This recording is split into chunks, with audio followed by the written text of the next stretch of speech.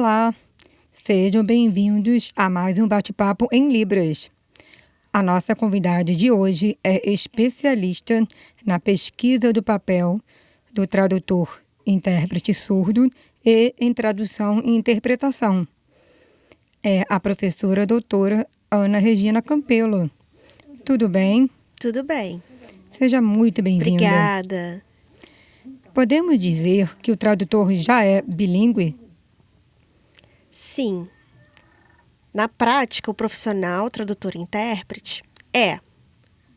Mas é preciso antes ter uma formação bilíngue e conhecer os recursos, os materiais, estratégias de tradução bilíngue para conseguir traduzir e interpretar da língua fonte para a língua alvo.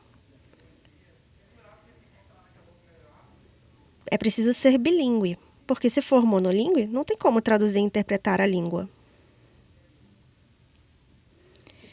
E sobre o conceito de bilinguismo, dentro desse contexto, é ter a fluência em Libras e uma boa leitura do português apenas?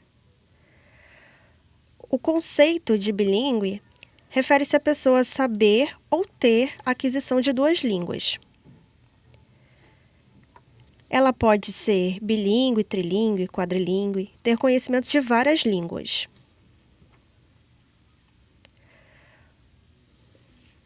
O profissional tradutor, ele precisa ter competência e habilidade. Competência em uma área. Se você tiver conhecimento da língua, pode traduzir e interpretar. Se tiver habilidade, dependendo do local, você pode trabalhar com interpretação. Mas precisa se atentar às seguintes especificidades. Para isso, precisa, por exemplo, conhecer a cultura, conhecer a língua, conhecer a gramática e se aprofundar nos conceitos. Dependendo da área que você for trabalhar, vão te chamar ou te indicar para um local de trabalho. Por exemplo, na área da TV. Se eu conhecer os conteúdos, conhecer a linguagem própria de televisão, eu vou poder trabalhar como tradutora. Se eu estiver preocupada com o público-alvo, souber a melhor forma, que o público consiga me assistir, eu vou conseguir trabalhar essas competências. Preciso conhecer o trabalho da televisão, a janela do intérprete, que não pode ser pequena, precisa ser grande.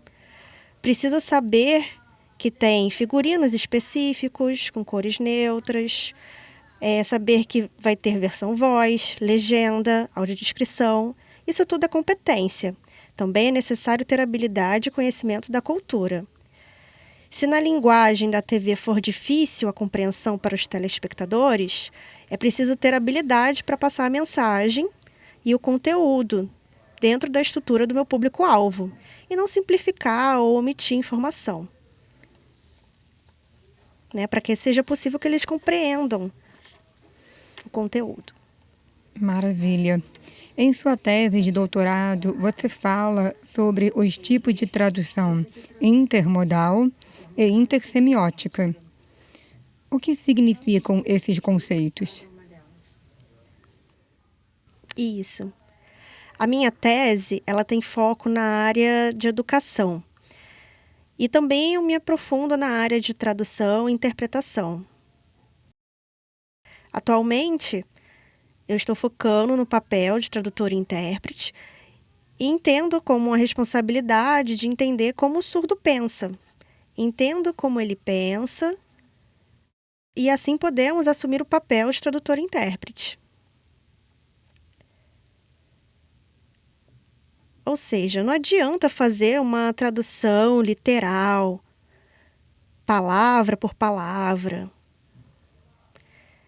Isso dá como uma situação do português sinalizado. Você ouve português e traduz de maneira igual para Libras, e é controverso. Muitos surdos não entendem o que está sendo interpretado e traduzido, porque a tradução do português acaba não sendo para o surdo, e sim para o ouvinte. Então, eu pesquiso e descubro muitos problemas nos espaços, assim como falta de conhecimento da cultura, que é visual, própria do surdo. A visualidade é focada na especialidade gramatical visual. Então, por exemplo, traduzir e interpretar, é preciso entender que a gramática da Libras tem as questões de espacialidade. Por exemplo, a frase Maria vai para casa. Eu sinalizo dessa forma. Então, eu preciso, me locomover e olhar a direção. Ela vai para casa, para aquele lugar. Então, a Maria vai para casa. Então, tem esse movimento. Eu tenho que virar o rosto, é uma questão visual, que é da gramática visual do surdo. Dessa forma acontece a percepção, compreensão. E se eu fizer dessa forma, eles não ficam prejudicados, porque segue a cultura da língua que é do surdo. A língua não é do ouvinte. Dessa forma, acabam acontecendo os equívocos no processo comunicacional, quando a cultura da língua-fonte é diferente da língua-alvo. Isso, exatamente. Certo? Exatamente. Há muitos problemas de comunicação. E na maior parte do tempo, o tradutor não admite esses equívocos. Se todos soubessem que antes de traduzir e interpretar uma língua, é primordial estar inserido previamente na respectiva cultura linguística, seria fácil entender que precisa ter a cultura e, assim, conseguir contemplar o público-alvo da forma mais clara possível, para uma melhor compreensão e, assim, desconstruir as respectivas barreiras comunicacionais e as dificuldades. E como melhorar? Aprendendo técnicas, estratégias e também, não menos importante, ter a convivência com os surdos. Não é só aprender em sala de aula, precisa ter essa convivência. Então, precisa se preparar antes. Como seria traduzir de uma forma perfeita? Precisa estudar, refletir como vai ser o processo de tradução e interpretação, assim como conhecimento prévio da cultura da língua-alvo. É o que acontece no processo de tradução cultural. Qual é o conceito de tradução cultural? Temos um estudo no âmbito da tradução e interpretação cultural, que ainda gera muitos debates. São várias linhas de tradução. Ou seja, no processo tradutório, você sinaliza de acordo com a cultura linguística do público-alvo. Por exemplo? Geralmente, no português, você utiliza a referência a um determinado espaço para passar uma mensagem. Um exemplo da inauguração de um ou vários prédios. Em uma tradução cultural, não usaríamos apenas o sinal solto de inauguração, e sim a tradução e interpretação dessa forma.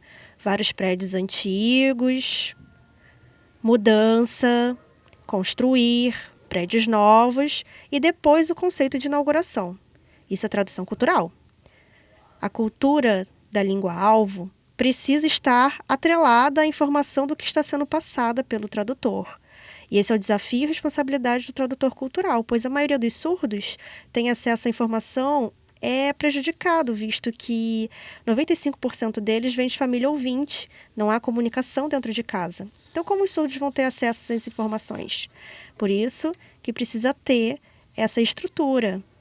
Vários prédios antigos, mais mudança, construir, prédios novos, inauguração. Enquanto no português seria a prefeitura veio e inaugurou vários prédios.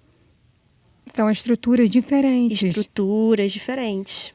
No âmbito da educação de surdos, é necessário conhecer os parâmetros da Libras, como os classificadores, a espacialidade, a visualidade. Também conhecer a história sobre os temas. O tradutor-intérprete precisa estudar, conhecer o contexto que vai traduzir para poder contemplar a cultura linguística do surdo e não seguir de maneira literal. Senão ficam lacunas no processo de tradução. Agora, vamos falar sobre o processo de tradução intermodal, e assim como intersemiótica. Pode elencar alguns exemplos? A tradução intermodal tem várias vertentes. Na intermodal podemos usar a imagem, para Libras, imagem para voz, pode Libras para voz, a voz para Libras, Libras para escrita de sinais. São diversas modalidades, depende do contexto. Mas o papel do tradutor-intérprete surdo é diferente no uso da língua, mesmo de forma intermodal. Por exemplo, é usado para línguas de sinais diferentes, como ASL para Libras, Libras para gestuno. Esse processo intermodal é mais utilizado pelo tradutor-intérprete surdo, mas esse conta com feedback também, ou espelho, ou glossinais. E o público surdo prefere trabalhar com intérprete tradutor surdo também. Porque eles conseguem entender mais da gramática visual, conhecimento de língua de sinais, de surdo para surdo na mesma cultura linguística, e não usar o português sinalizado, por exemplo. Isso é próprio do processo de tradução cultural, Isso certo? é tradução cultural. Por isso que a maioria dos surdos preferem tradutores surdos também. Ou ouvintes que sejam fluentes na Libras e que tenham conhecimento, domínio daquela cultura surda. Assim como convívio. Sim, o convívio é o principal. E a tradução intersemiótica? Bom, está ligada a qualquer filme, como desenho, pintura e afins. Eu vejo a imagem e tenho uma interpretação para depois sinalizar. Eu interpreto a imagem e depois sinalizo. Antes eu absorvo, compreendo, mas não digo de qualquer maneira, apenas indicando ou apontando a figura. Eu estudo o autor da obra, eu passo a conhecer, e somente depois eu tenho esse processo. Por exemplo, palavras com terminologias, conceitos, nós tradutores complementamos, desconstruindo conceitos. Isso é muito E tornando mais importante. É o claro para os pilar, o surdos. ponto principal.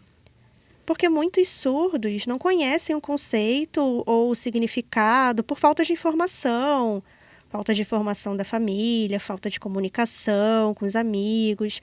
Então, o tradutor e intérprete tem essa responsabilidade de ampliar os conceitos e não só falar, é só isso. Não. É preciso explicar detalhadamente. Infelizmente, nosso tempo está acabando. Uma delícia de bate-papo.